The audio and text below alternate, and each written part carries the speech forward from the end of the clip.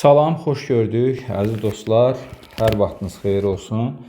Mən Kamil müəllim yenə də YouTube kanalımda sizə bir sualın izahını etməyə çalışacağam. Və qeyd edeyim ki, sual ədəbiyyat fənni ilə bağlıdır. Və ədəbiyyat fənnindən imtahana hazırlaşan hər bir şəxs bu sualdan baxıb faydalana bilər. Sual izahına keçməmişdən öncə hər birinizdən xahiş edirəm ki, videolarımı bəyənin, şərhlər yazın, kanalıma abunə olun. Kanalımı izləyin, kanalımda sizin üçün maraqlı video izahlar çəkib paylaşacağım.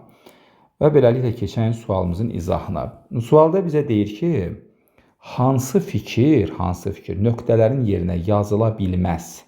Baxaq görək, cümlə necə təqdim olunur. Nəcəf bəy Vəzirovun Müsibət Fəxrəddin əsərində A bəndi süjet yeniliklə köhnəliyin mübarizəsi üzərində qurulmuşdur. Bəli, bu fikir nöqtələrin yerinə yazıla bilər. Əsər maarifçi əsərdir.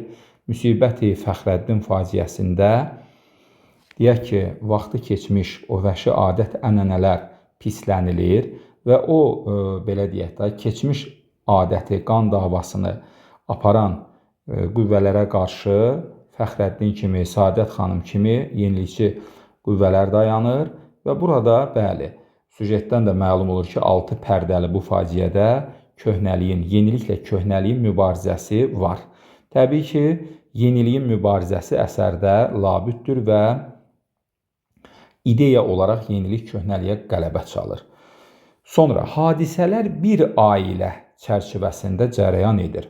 Əsəri oxuyan hər bir şəxs bilir ki, burada hadisələr bir ailə çərçivəsində yox, iki ailə arasında cərəyan edir. Yəni, iki ailə arasında qan davası gedir və hər bir ailədə yenilik tərəfdarı olan qüvvələr var, insanlar var. Yəni, burada Rüstəm bəyin ailəsi, eyni zamanda Fəxrəddinin ailəsi, anası Mələk xanım, qardaşı Şahmar bəy, bunlar köhnəliyi təmsil edən qüvvələrdir. Rüstəm bəy özü də köhnəliyi təmsil edir, onun nökərləri də və s.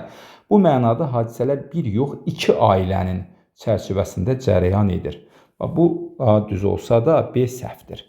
Sonra, Saadət xanım yenilik tərəfdarı kimi yadda qalır. Bəli, Fəxrəddini qəlbən sevən Saadət xanım əsərdə yenilik tərəfdarı kimi yadda qalır. Fəxrəddin öldükdən sonra da o söz verir ki, mən Fəxrəddinin işini davam etdirəcəyəm. Aydındır, ona görə bu da düzgündür.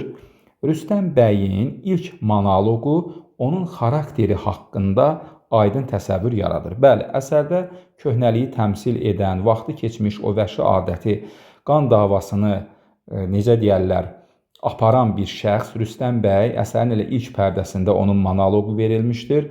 O, özünün törətdiyi o pis əməlləri sadalayır, qeyd edir və yeni bir, necə deyərlər, əməli iş görmək istəyir, mənfi bir iş görmək istəyir, Fəxrəddini öldürmək istəyir, buna görə deyək, danışır, can atır və s. və ilaxır. Ona görə bu D variantı da düzgündür. Maarifçilik ideyaları təbliğ olunur. Bəli, Nəcəf bəy Vəzirovun 1896-cı ildə yazmış olduğu bu faciə maarifçi faciədir və Azərbaycan ədəbiyyatında faciə janrının ilk, deyək ki, nümunəsi hesab edilir. Beləliklə, bəli, bu testimizdə də doğru cavab olaraq götürülməlidir B variantı. Aydındırmı? Belə, izlədiyinizə görə hər birinizə təşəkkür edirəm.